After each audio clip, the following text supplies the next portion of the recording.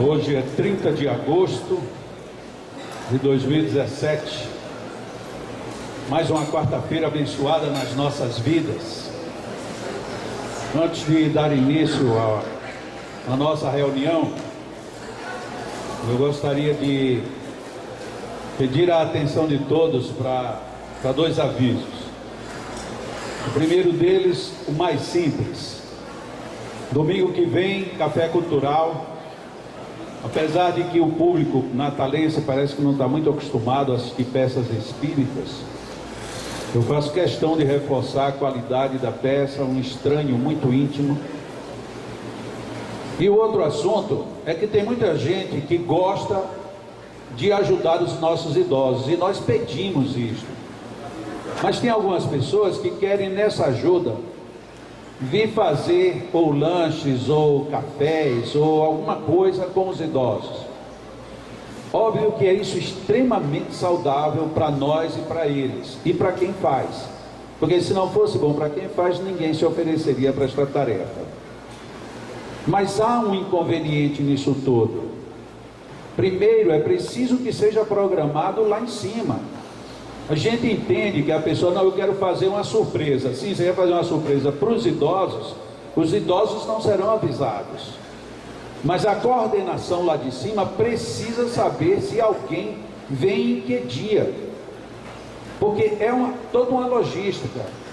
Primeiro, a gente precisa saber o que a pessoa quer fazer, que horário vai querer vir, que tipo de organização, arrumação vai ser necessária. E depois tem o outro aspecto, os idosos gostam de tudo que eles não podem comer. E aí a gente chega para oferecer tudo que vai deixá-los doentes depois que vão embora. Então é preciso ter um bom senso. Por isso é que nós pedimos que as pessoas primeiro entrem em contato com a secretaria. No caso tem uma secretária chamada Priscila. Ela sabe de todos os procedimentos. Ela pode agendar, pode recomendar alguns cuidados. Porque senão vamos chegar num ponto que vai ser desagradável. A gente quer agradar e o Leandro de repente pode dizer, olha, nós não precisamos disso hoje, pelo menos dessa maneira. Então, quero deixar isso aqui bem aberto, que nós estamos abertos à colaboração de todo mundo, quem quiser vir fazer festa, quem quiser participar, mas antes, agende com a secretaria. Do contrário, pode acontecer conflitos e alguns deles a gente tem que impedir que aconteça. Tudo bem? Como dizem os nossos amigos daquela nossa igreja, amém? Muito bem, obrigado. Ser pai de menina Ser pai de menina é aprender coisas novas, às quais você nunca imaginou dar atenção. É descobrir que a cor que você chamava de rosa, na verdade é pink. E que além dela existem vários outros tons. Bem se vê que isso aqui foi escrito por um homem. Ser pai de menina é se pegar lendo revistas de penteados infantis. É tentar entender o mistério de se fazer uma trança e que tic-tac não é aquela balinha e sim uma coisinha para prender cabelo. É ser muito visto na área feminina das lojas, parado de frente para várias roupinhas, perdido sem saber o que comprar. É brincar de fogãozinho e imaginar que tem comida nas panelinhas. É dar papinha e trocar fraldas de bonecas. E por falar em brincadeiras, ser pai de menina é usar maquiagem fora do carnaval, é pintar as unhas, é brincar de desfile de moda, é contar historinhas da princesinha, da Joaninha, do coelhinho rosa, e que tinha filhotinhos rosas e morava em uma casinha rosa. Ser pai de menina é se importar com os acessórios cheios de estrelinhas que estão no cabelo dela para não cair. É ter os olhos marejados e um nó na garganta constantemente. É ter na troca de olhar toda a comunicação e cumplicidade do mundo. Ser pai de menina é achar coisas fofas, gracinhas, belezinhas e muitas outras coisas no diminutivo. É vestir uma asinha para brincar de fada e sair voando pela casa. É aprender a combinar roupas e ai de você se não a deixar escolher a roupinha que quer vestir. Eu acho que vem daí certas coisas.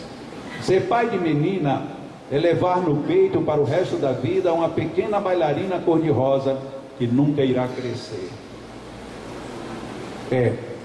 Às vezes, para começar a entender o mundo feminino é preciso ser pai de menina, porque tem coisas que não dá para entender, apesar de que normalmente, mesmo não entendendo, todas elas são muito agradáveis. Eu vinha de viagem e, lendo a revista a bordo, encontrei uma história super interessante.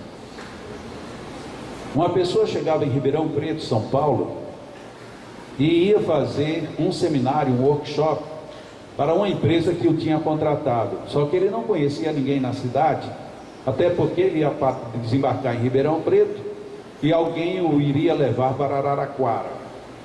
Então ele não tinha mesmo como saber quem eram as pessoas que assinavam correspondências. E obviamente, quando a gente chega no aeroporto assim, a gente espera que tenha alguém com uma plaquinha com o nosso nome, ou, no caso dele, uma plaquinha com a empresa, para você identificar e pronto, sou eu, vamos embora. E ele desembarcou e viu, olhou, tinha algumas plaquinhas, mas todo mundo que ia chegando encontrava a sua própria plaquinha e ia embora. E o aeroporto parou, não tinha naquele momento mais ninguém, e tinha um senhor sentado e ele. E o senhor estava com a plaquinha. Ele já tinha visto que não era o nome dele, mas ele foi lá. Ele disse: que coisa, o senhor está aqui esperando alguém e eu estou esperando alguém que venha me buscar. Aí o moço falou: eu estou aqui esperando um moço que vem para Araraquara para fazer uma palestra. Ele disse: olha, sou eu. Se como é que você não viu a minha placa? É porque na sua placa está escrito J. Carlos e o meu nome é Cláudio.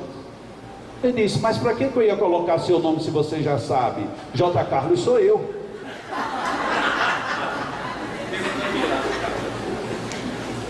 Ele disse que no primeiro momento achou aquilo muito estranho, e o homem falou com uma certa arrogância para ele. Porque, que história é essa? E ele no primeiro momento pensa: mas o senhor é quem deveria me conhecer e não eu conhecê-lo. E a partir daí este indivíduo, este senhor Cláudio, ele começou a desenvolver uma ideia dentro dele. Ele disse: mas realmente, eu não preciso saber o nome que eu tenho, porque eu já sei. Assim como ele também não precisa saber do J. Carlos, porque quando eu tive meu nome pela primeira vez, tudo que eu tinha naquela hora eu já não tenho mais nada hoje, porque todas as mudanças celulares que teve no meu corpo, eu já não sou mais nada daquilo que eu era quando me deram o nome de Cláudio. Psicologicamente também, porque à medida que eu vou crescendo e a cada dia que acontece, eu mudo a minha personalidade, porque eu aprendo coisas, eu discuto coisas, eu assimilo coisas, portanto eu não sou mais o Cláudio que eu já fui. Logo, esse nome já não se adequa nem a meu campo biológico, nem a meu campo psicológico. Até porque eu sou das pessoas, diz o Cláudio, que adoram saber uma coisa nova e ter que mudar de ideia. E ele dá a entender com isso de que ele não era cabeça dura. Então ele se questiona: e afinal de contas, quem é Cláudio? Porque já não sou eu, psicologicamente eu não sou o Cláudio que eu era, fisicamente eu não sou o Cláudio que eu era, e se ele fosse espírito ia dizer: e nas outras encarnações que eu tinha outro nome, portanto eu também não sou Cláudio. E só faltava ele dizer: e alguém chegou para mim e me perguntou: quem é você? Eu disse: Cláudio. Por favor, me apresente um documento. E se ele estivesse em carteira de identidade, o que vai acontecer? Ele não prova que é Cláudio. E isso acontece com qualquer um de nós. Por isso talvez tenha aquela situação do filósofo que diz que uma das maiores, se não a maior dificuldade da vida é a gente saber quem a gente é. Mas saber quem é o outro, às vezes lendo qual é a necessidade que tem de se ser o pai de uma menina, começa a mostrar outras razões na nossa vida. Porque ser pai de uma menina é logicamente fazer com que este homem entre no outro mundo. O que não é bom é porque a gente é forçado a entrar nesse mundo, e depois que a gente entra, entende, a gente finge que esqueceu dele por inteiro. Porque no dia que a gente tem que ter o relacionamento com a mãe da menina, e isso pode ser no mesmo dia em que você estava brincando de bonequinha com a menina, Você não entende que a mulher também tem uma necessidade de brincar com uma bonequinha. E aí a gente já diz, mas você é adulta. Sim, um adulto não pode brincar com a boneca.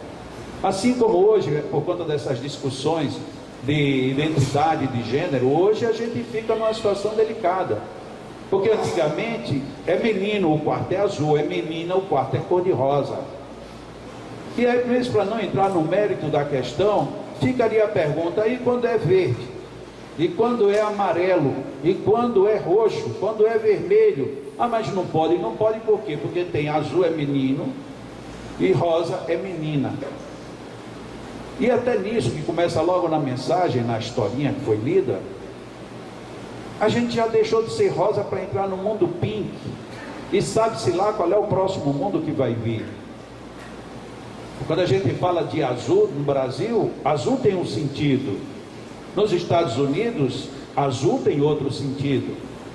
Se eu digo que você está azul, eu digo que você está triste.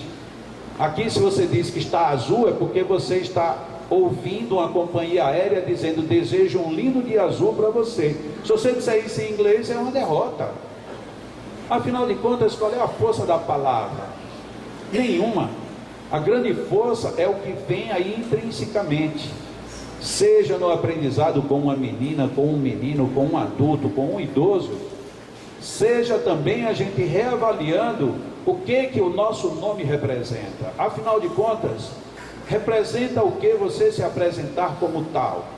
E quantas brigas a gente já ouviu falar, porque alguém cumprimentou o outro e disse, você se lembra de mim? Me lembro. E quem sou eu? Ah, você tem que dizer o nome, porque se você não disser, você não se lembra, você não gosta, você perdeu. Eu vivi este final de semana uma situação bem crítica.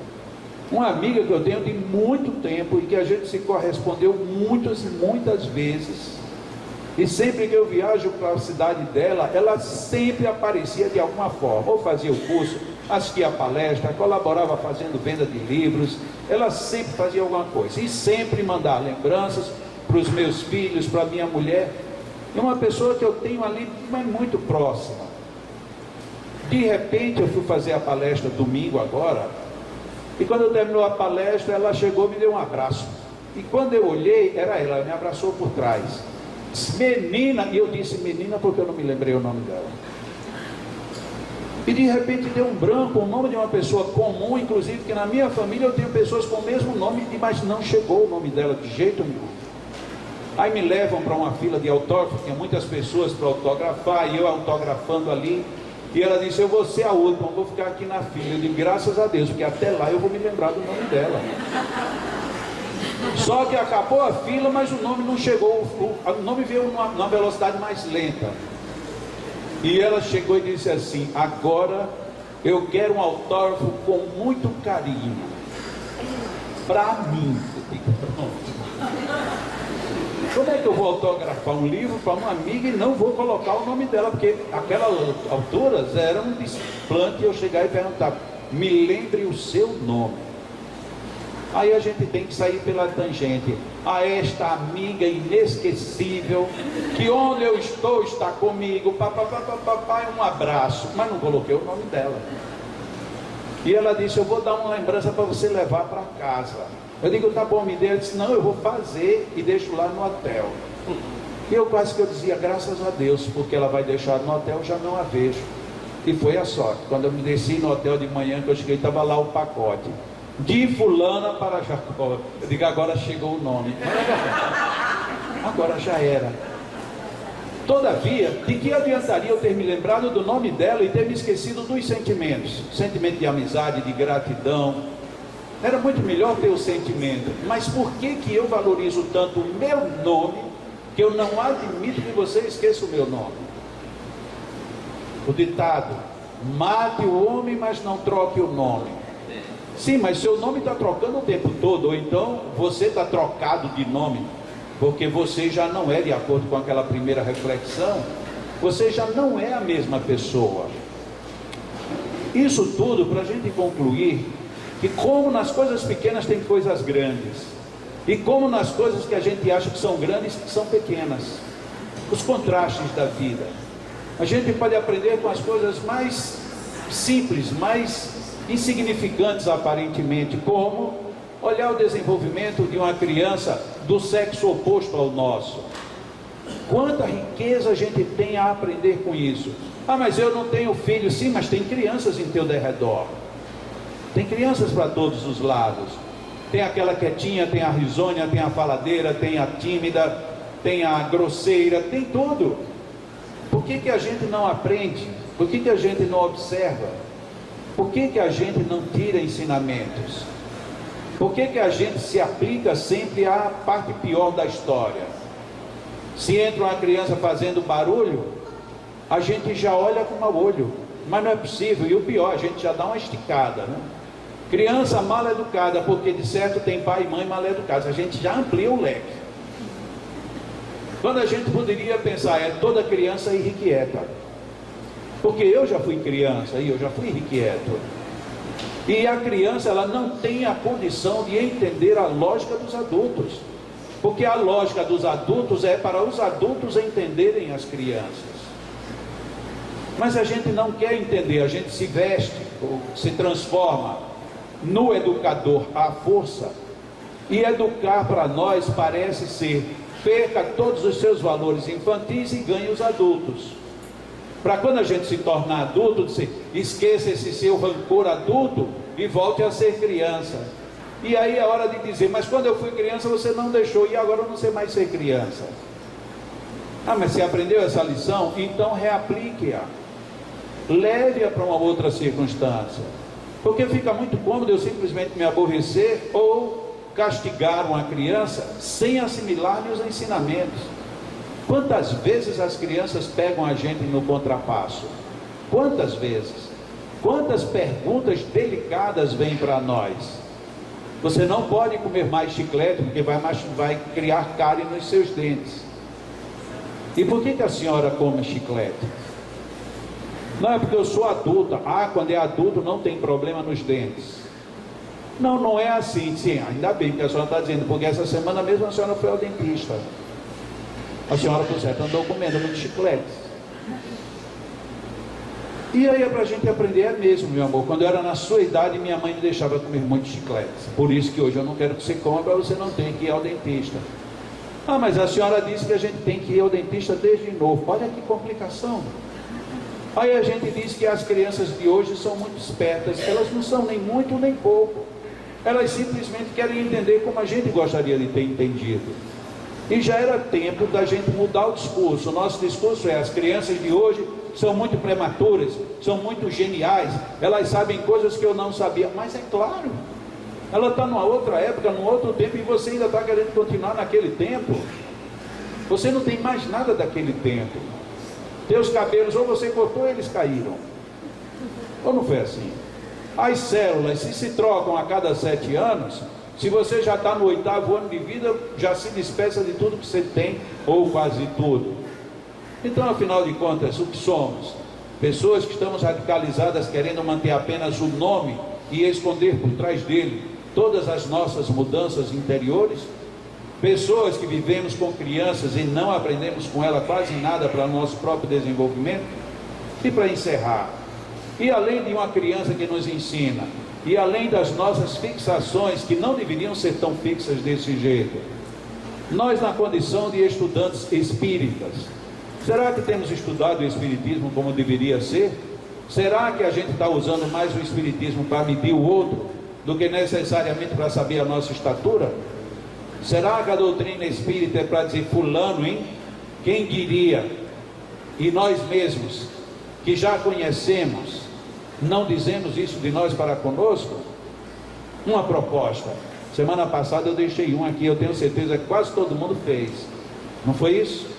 Quem lembra qual foi a proposta de ontem, da semana passada? Solidariedade. Muito bem. Teve gente que deve ter se lembrado agora. Nossa, passou uma semana, pô, vou juntar outra.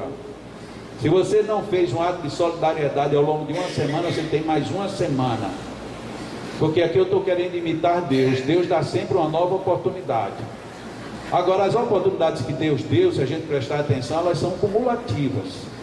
Ele te dá uma, mas coloca os compromissos da outra semana. Então nós temos novos compromissos todos os dias. Nós temos responsabilidades todos os dias. E esses compromissos e essas responsabilidades são de nós para conosco. Eu tenho que assumir um compromisso comigo. Eu não posso assumir um compromisso que seja fútil ou que seja nocivo. Eu tenho que assumir um compromisso que seja bom, produtivo. E se é bom para mim e é produtivo, ele vai ser bom para todo mundo. Porque a vida se encaixa exatamente dessa maneira, dentro desse formato. Então, o que seria bom para nós assumirmos como um compromisso para a próxima semana? Olha, eu pedi apenas um ato de solidariedade, só um. E ficou totalmente em aberto. Bastava um ato de solidariedade, só umzinho. Quem se lembrou, parabéns. Acredito até que a maioria se lembrou e fez. Os melhores disseram assim: eu me comprometi com um, mas eu vou fazer dois. Esses estão mais abençoados. Por quem? Por si mesmo. Foi você mesmo que se abençoou, porque cada ato de solidariedade é uma bênção. E não é uma bênção que vai, é uma bênção que se interioriza. Quem ainda não experimentou isso, experimente para ser abençoado. Não vem uma bênção especial do mundo exterior. Você vai perceber que ela brota todinha lá dentro. Que nem aquelas estrelinhas de São João, que a gente acende e tem um palitinho com nada e de dentro dele começa a sair estrelas. Porque essas são as grandes estrelas da vida, são as que vêm de lá de dentro para fora. E qual seria o nosso compromisso para a próxima semana? Alguém quer dar uma sugestão? Se não falarem, eu capto. Minha mediunidade poderosa. Não entendi. Acordar cedo? Beneficência. Ah, muito bem. Beneficência. Como é que a gente vai fazer um ato de beneficência? Eu vou dar um bem objetivo, que nem chega a ser uma beneficência, mas é um bom começo. Se a gente encontrar alguém necessitado, antes que ele nos peça ajuda, a gente ajude. Não é alguém chegar e dizer: me dê uma ajuda. Não, esse já não conta. Esse você já vai ter a obrigação de ajudar. É você encontrar alguém que você diz: essa pessoa está precisando de ajuda. Vá e ajude. Isso é beneficência. Você não espera que a pessoa se humilhe, você não espera que a pessoa se desmanche. Não, você vai lá e ajuda. Se você trabalha em um hospital, isso não vai faltar em nenhum momento da sua vida. Se você não trabalha em um hospital, lembre-se, o mundo inteiro é um hospital, portanto não vai faltar nenhum momento na sua vida. E vamos que vamos. Domingo, café cultural, a peça um inimigo, um estranho muito íntimo. Beleza? Eu vou querer ver vocês aqui. E aí, se eu não vir vocês, vão perder uma bênção.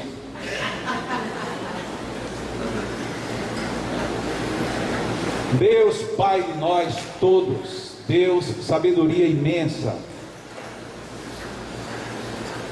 aquele que tudo vê, que tudo faz, que tudo pode, e a quem na palavra de Jesus pedimos: seja feita a vossa vontade.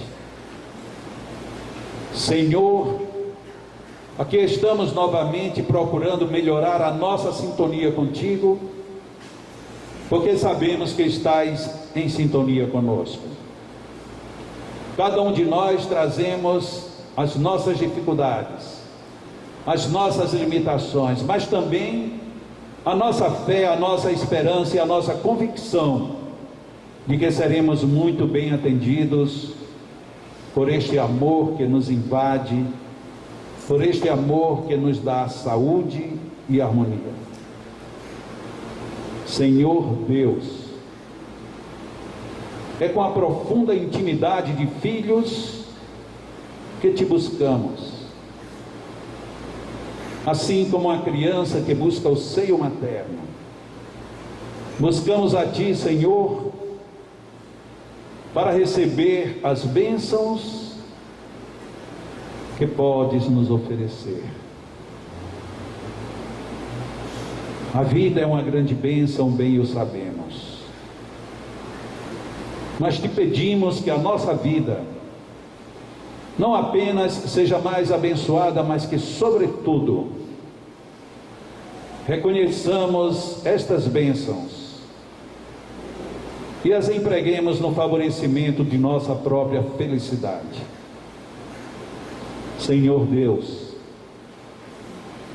quando para cá viemos, Sabíamos que nos encontraríamos contigo, apesar de que este encontro nunca foi desfeito.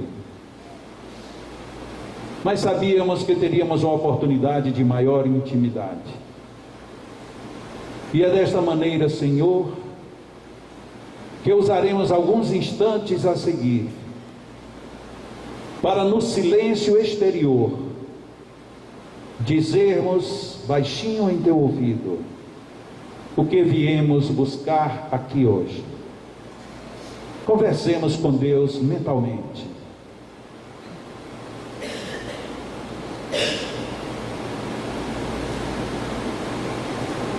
Pode se abrir. Diga para Ele o que você quer.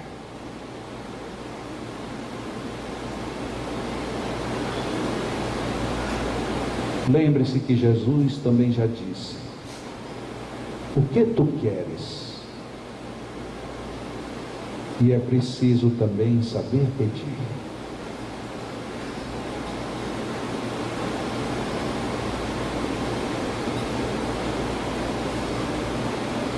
E podemos continuar este diálogo noutros momentos de reflexão.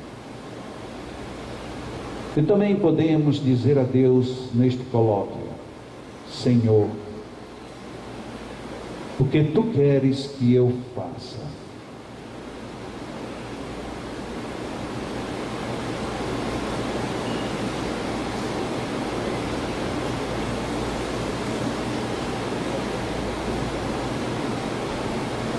E ouçamos lá dentro da alma quais são os pedidos de Deus para a nossa própria existência. Muitas vezes dizemos que o propósito de Deus para nós mas muitas vezes precisamos dizer para Deus: o nosso propósito íntimo nesta vida e fazermos disso uma conversa aberta, honesta, uma conversa de confiança com aquele que pode nos dar todo o suporte, para que entendamos as nossas tarefas e missões, e para que saiamos disto tudo, levando os troféus da vitória do bem em nossas vidas. Os amigos espirituais de cada um de nós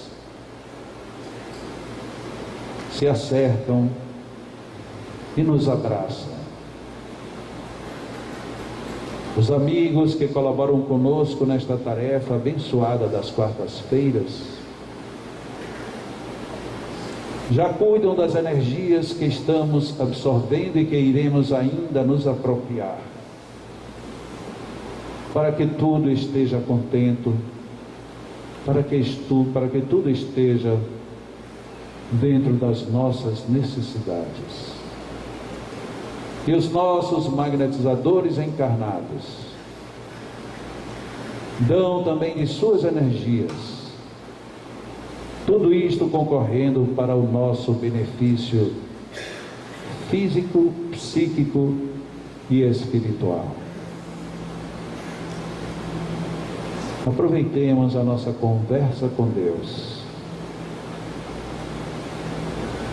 e absorvamos de maneira ainda mais feliz todas essas energias.